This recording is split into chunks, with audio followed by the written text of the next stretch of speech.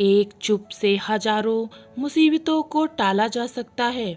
ईश्वर ने हर इंसान को 2 आँखें, 2 कान, 2 नाक दी हैं। सभी इंद्रियां 2-2 दी हैं, परंतु जीभ सिर्फ एक ही दी है। आखिरकार इसका क्या कारण रहा होगा? आइए जानते हैं इस कहानी के माध्यम से।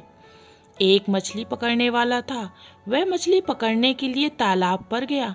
वह तालाब में कांटा डालकर तालाब के किनारे ही बैठ गया। काफी समय हो गया था, पर फिर भी उसके कांटे में कोई मछली नहीं फंसी और ना ही कोई हलचल हुई। वह सोचने लगा, कहीं ऐसा तो नहीं कि मैंने कांटा गलत जगह डाला है, यहाँ कोई मछली हो ही ना। उसने तालाब में झांक कर देखा तो दिखाई दिया कि उसके कांटे के आसपास तो बहुत सारी मछलियां तैर रही थीं। उसे बहुत आश्चर्य हुआ कि इतनी मछलियां होने के बाद भी कोई मछली फंस क्यों नहीं रही। एक राहगीर ने जब ये सारा नज़ारा देखा तो उसने मछुआरे से कहा, लगता है भैया आप यहाँ पर मछली पकड़ने के लिए बहुत दिनों बाद आए हो। भैया, क्या आपको नहीं पता कि अब इस तालाब की मछलियां कांटे में नहीं फंसती? मछुआरे ने बड़ी हैरानी के साथ पूछा, क्यों, ऐसा क्या है इस तालाब में? राहगीर ने जवाब दिया, कुछ दिन पहले ही इस गांव में एक महात्मा आए थे और इस तालाब के किनारे ही वह ठहरे थे। उन्होंने यहाँ मौन की महत्ता पर प्रवचन भी दिया था।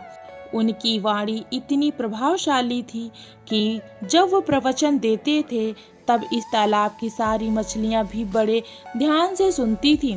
उस राहगीर ने आगे कहा, ये उनके प्रवचन का ही असर है कि उसके बाद जब भी कोई इन्हें फंसाने के लिए कांटा डालकर बैठता है तो ये मौन धारण कर लेती हैं, और जब मछली मुंह खोलेगी ही नहीं तो कांटे में फंसेगी कैसे।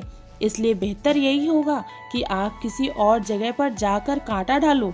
यही कारण है कि ईश्वर ने हर इंसान को 2 आँखें, 2 कान, 2 नाक दी हैं, पर जीभ एक ही दी, क्योंकि यह एक ही अनेकों भयंकर परिस्थितियां पैदा करने के लिए पर्याप्त है। संत ने कितनी सही बात कही है कि जब मुंह खोलोगे ही नहीं तो फंसोगे कैसे।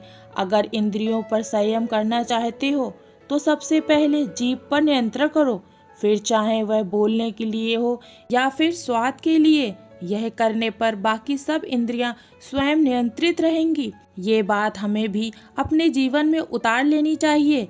कई बार व्यक्ति के अनुचित या व्यर्थ का बोलने से बनते काम भी बिगड़ जाते हैं। जीवन भर के लिए रिश्तों में कड़वाहट पैदा हो जाती है, उसका समाज में यश गिर जाता है। वर्तमान में देखें तो बहुत सी समस्याओं का कारण ज़्यादा बोलना या अनुचित बोलना ही है। ईश्वर कहते हैं, कम बोलो, धीरे बोलो और मीठा बोलो। हमारी मीठी वाणी से बिगड़ते काम भी बन जाते हैं, हम लोगों की दुआओं के पात्र भी बन जाते हैं। मीठी वाणी से ही आपस में प्यार और रिश्ते बने रहते हैं। वाणी से हमारे व्यक्तित्व की पहचान होती है। जिस व्यक्ति का व्यक्तित्व जितना गंभीर गुणों से भरपूर होता है, उसकी वाणी में उतनी ही विनम्रता होती है। विनम्रतापूर्वक व्यवहार हमारे चरित्र को ऊंचा बनाता है, जिससे व्यक्ति को समाज में सम्मान मिलता है। कई बार ना बोलना भी उचित होता है।